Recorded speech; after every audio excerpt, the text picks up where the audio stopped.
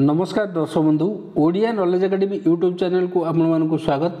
जदि आप आम चैनल को प्रथम आसान दयाकोरी चैनल सब्सक्राइब बटन क्लिक कर चैनल को सब्सक्राइब करेंगे।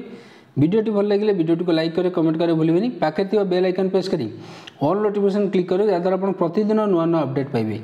तो आज आपण मैंने देखु जो कर्मचारी सब आशा आशंका थाए जो नुआ सरकार आसिले जो बजेट उपरे सरकारी कर्मचारी मानकर सब आशा थाए जे बजेट रे कर्मचारी मान पई कौन बड़ घोषणा हम कि नहीं। तो से विषय बजेट रे जना पड़ू जे हो पारे किसी बड़ घोषणा जो थे कि केंद्र उभय राज्य कर्मचारी माने से निश्चय लाभ पाइबे।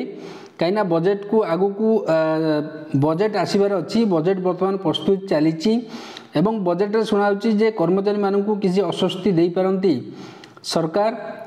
तो से विषय आज आम वीडियो संपूर्ण आलोचना करिबा जे कर्मचारी मानकर की लाभ से माने पाइबे। तो आसंतु आरंभ करिबा आजिर खबरटी। तो देखुए आयकर छाड़ सीमा 5 लाख को बढ़ी पारे। जो आयकर जो छाड़ सीमाटा अच्छी स्लैबटा अच्छी ताकू 5 लाख को बढ़ई पारती बोली सरकार गोटे सूचना आसी। अर्थमंत्री निर्मला सीतारमण चलित आर्थिक वर्षर पूर्णांग बजेट रे आयकर को नहीं बड़ घोषणा करे बोली चर्चा हेउची। विशेषकर वेतनभोगी और मध्यमित परिवार को आश्वस्ति प्रदान करिया लगी किछि निर्दिष्ट प्रस्ताव उपरे विचार कराउची।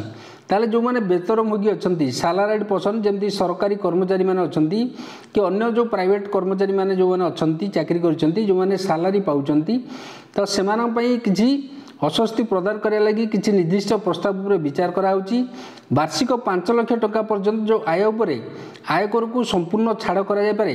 वर्तमान 3 लाख टका पर्यंत आय उपरे कोनोसी आयकर संग्रह करा जाउ नै।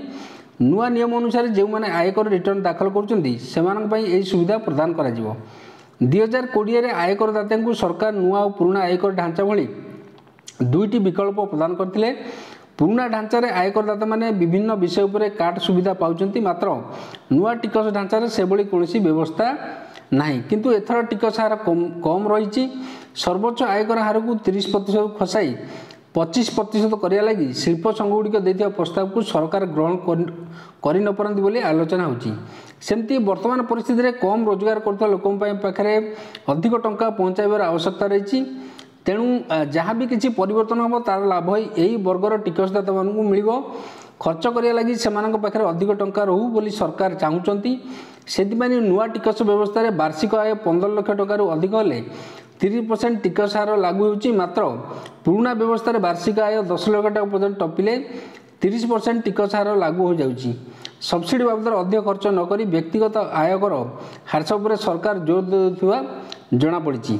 तो से बजेट रे जो घोषणा हम बजेट को आमर रहा अपेक्षा कहीं जो निम्न आय जो माने सरकारी कर्मचारी माने अछंती सेमानकर आमे कहबे सेमान को मध्यमित परिवार सेमाने तांको पाखरे सरकार योजना करछंती जे आयकर सीमा को बढ़ाइले तांको पारे अधिक टंका रहइबो जाद्वारा कि आयकर तांको दबाक पड़िबोनी जाद्वारा कि सेमाने कौन करेंगे तांको पारे अधिक टंका रहइबो सेमाने खर्च तांकर बढ़ी पारिबो सेमाने एक्सपेंडिचर अधिक करि परिबे।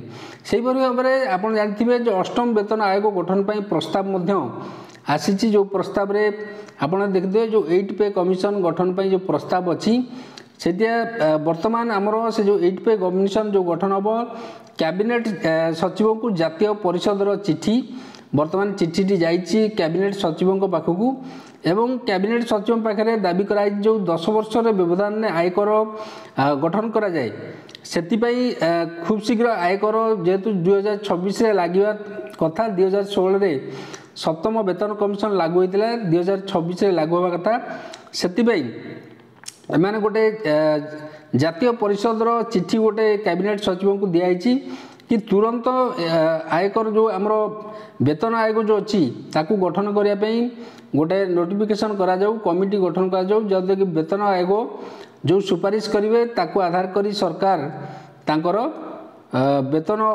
आयोग जो जोटा देइथिबे जो रिपोर्ट देइथिबे सही आधार रे कर्मचारी मानकर दरमा वृद्धि करिवे। सेतिबाई मध्य वर्तमान से माने देइचन चिठी केंद्र सरकार को मोट राजस्व व्यय मात्र जो 7.29% राशि कर्मचारी वेतन बाबद खर्च होता बेले पेंशन भोगी 4% अर्थ खर्च होची जो जातीय परिषद चिठी से दर्शाई एवं खूब शीघ्र एने सरकार पदक्षेप नियंतु बोली से कैबिनेट सचिव पाखक गोटे चिट्ठी द्वारा दर्शाई अनुरोध कि खूब शीघ्र सरकार ए दिगरे गोटे ठोस पदक्षेप नियंतु जहाँद्वारा कि खूब शीघ्र आमर अष्टम वेतन आयोग गठन हो पार। तो आज ये खबरटी जदि आपन को खबरटी भल लगे दयाकोरी चैनल को सब्सक्राइब करें, वीडियो को लाइक करेंगे, कमेंट करिए भूलिए, पाखे थी बेल आइकन प्रेस करी ऑल नोटिफिकेशन क्लिक करेंगे जहाँद्वारा आप प्रतिदिन नुआ नुआ अपडेट पाइपर। धन्यवाद।